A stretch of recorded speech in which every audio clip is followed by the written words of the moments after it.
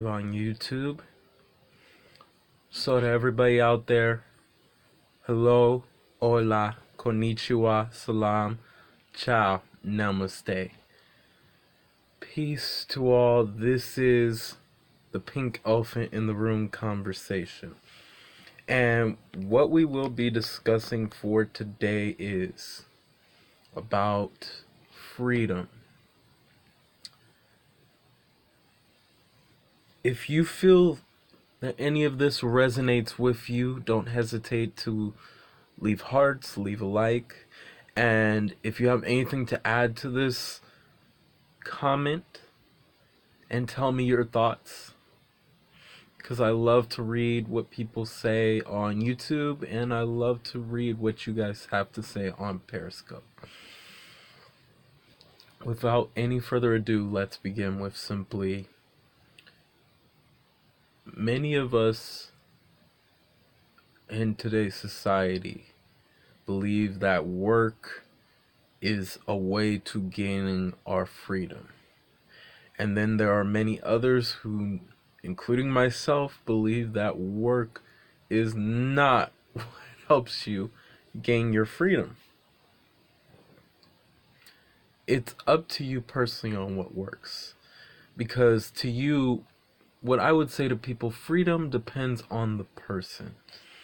And depends on what they desire. But personally, freedom should be willing to do whatever you desire to do. Whether it means you just want to keep working a 9 to 5 job, or whether you want the freedom to be an entrepreneur and do what you want, whether it's the freedom to be able to travel wherever you want, or whether it's simply the freedom to just travel a few cities away from where you live. It's being able to have that and no one telling you what to do, how to do it, or anything that sets the state of who you are. But again, like I said, this isn't just about freedom. This is about the different levels towards freedom. That is a different level in comparison to someone who wants something more. For example, I prefer, in my own experience, something more because of who I am and what I enjoy in life. I enjoy traveling. I enjoy being able to do whatever I want, however I want. I enjoy not being told how I should do things, but being allowed to learn on my own how things work, because I could find something, maybe a kink in the chain, that could change the whole ideal of something else, instead of someone telling me that's the way it's been, that's always the way it's been, it's never going to change or anything. How do we know that? We haven't experienced that, nor have we had the chance, because most people always tell us that I did it, it's not going to work. And it's good to have people like that for certain things. However, in your own situation, you should be allowed to grow in any way you desire in any situation. When it comes, for example, let's talk about jobs. Jobs, again, depending on the person. I'm going to give you through my experience. Personally, I don't really care for a job. I don't like a 9 to 5 where someone tells you what to do constantly, all the time. And many people, especially who are awakened to who they are, if you're having that problem, that situation, what I would suggest you find is a job that allows you to be, for example, an independent contractor. Or finding something where you can build upon it and make money decently. In my experience, I've done independent contracting jobs where I would do delivery services, where I would deliver possibly packages, food, or whatever it is, and that's what I would do. Because that's who I am, because I desired my freedom over everything. I did not care about the fact of, oh, I gotta go to this job because they pay an hourly wage of this or that. The only thing that mattered to me was making sure that I was given my own freedom and not told what to do, where to be, and what time to be, but to be allowed to be there at my own time, my own pace, having the freedom to not even work, not being told that if you don't come into work, you'll be fired, but being told to myself that you can do whatever you want. And on top of that, you can go wherever you want. If you want to go to the beach, go to the beach. If you want to go to the forest, go to the forest. If you want to go watch a movie, watch a movie. That is the freedom I gave myself through that. By allowing myself to have something more. Now let's take it to the other side of the freedom for people who just, they're okay with that. If you're more okay with something such as that is stable for you, there is nothing wrong with that. In fact, what most humans may not realize about when we talk about highly advanced beings, for example, is that many of them, it's an honor to work that, and many people, it's an honor to do customer service. It's an honor to do certain jobs of helping people or working with people, working on a team with people. That is something people find exciting. However, I don't find that exciting.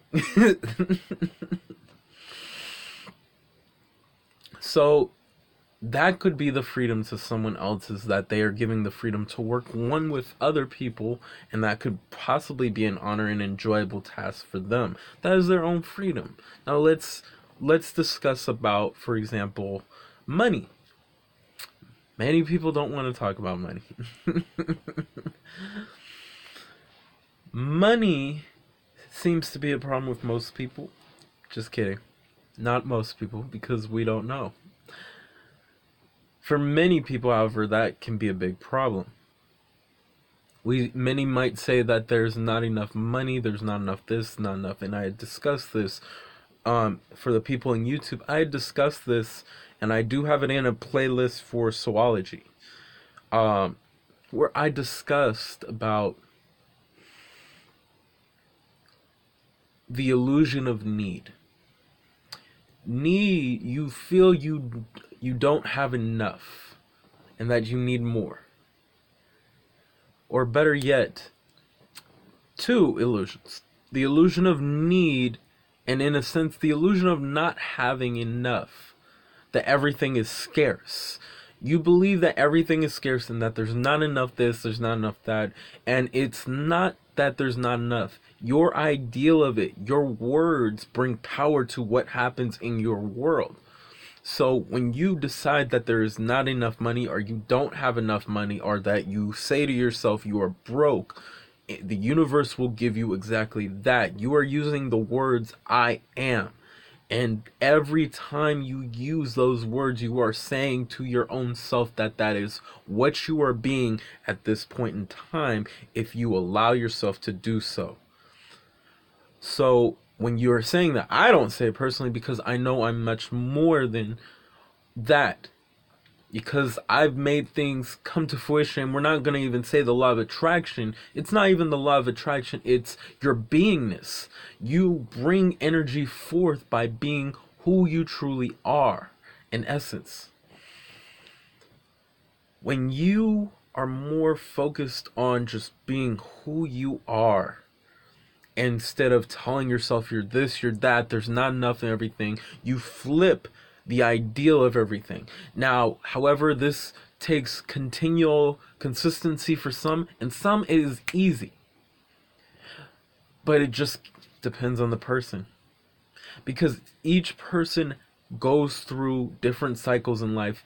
Each person is at a different level in life of not only who they are, what energy they carry, but what they remember of themselves and how they are awakening in this very moment in time of being who they are as a person. That takes time. You're taking time to really get to know who you are as a person and grow yourself. So to gain whatever money you desire in this world, you have to decide if you're being your wealth, and if not that, being the highest version of yourself. If you want to be a technician, be the highest version of who you believe a technician should be as you. If you want to be an artist, be the highest version of that. If you want to be a banker, be the highest version of that. If you want to be an entrepreneur and grow your own business, be the highest version of who you are as a person. Think about that. The highest version of you would not say you are broke or there's not enough or anything. The highest version would always know in their mind, even if you don't know, would know the answer. And I had to learn that from experience, that even when I didn't know the answer to certain things, even the science of the soul, understanding that I knew by telling myself it's okay, I know the answer, it will come one way or another. And I told myself that, and literally it could be a few hours to a few days, I would come up with the idea and then implement it into something. That's the amazing power you have, that you can create those situations and change and shift everything around you if you desire, if you so desire. That is your freedom, your birthright.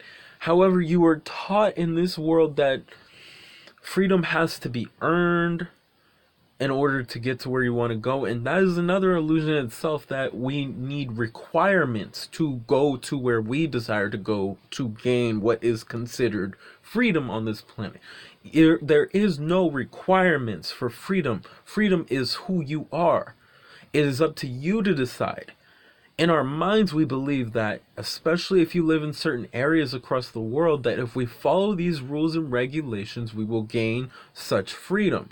You will never gain such freedom. It'll most likely make you resent doing what you did to try to gain that freedom in the first place.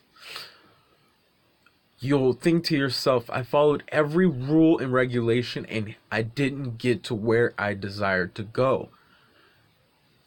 This is why you have to make choices to break the rules, to bend the rules, to change things around your life. And nobody can change that for you except you. This is why I tell people to find what works and what does not work for you. If it does not work for you to follow certain rules and regulations across the world, don't. If it does, then go ahead. There's nothing wrong and there's nothing right about any of those things. All that matters in the end all be all of everything is your freedom.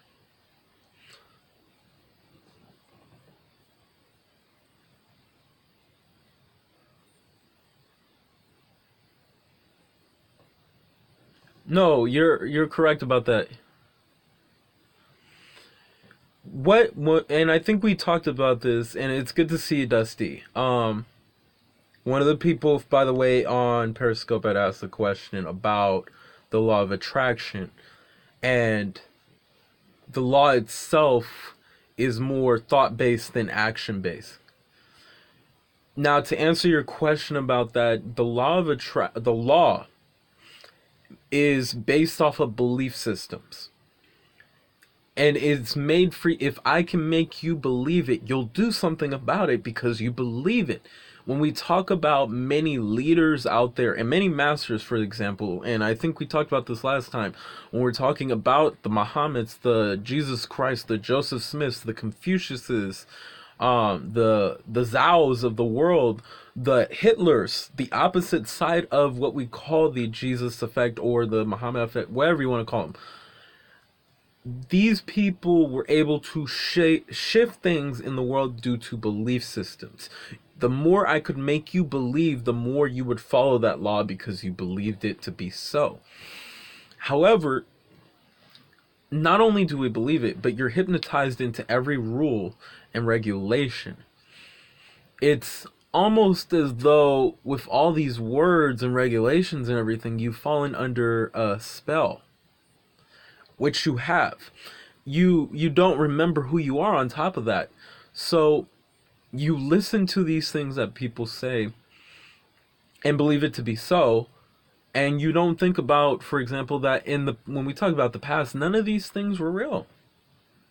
People believe that this is just the way it is and this is civil, when there have been other civilizations before us who are more civil that we consider primitive, and vice versa. And as for the law of attraction, again, the problem with the law of attraction is it bases you.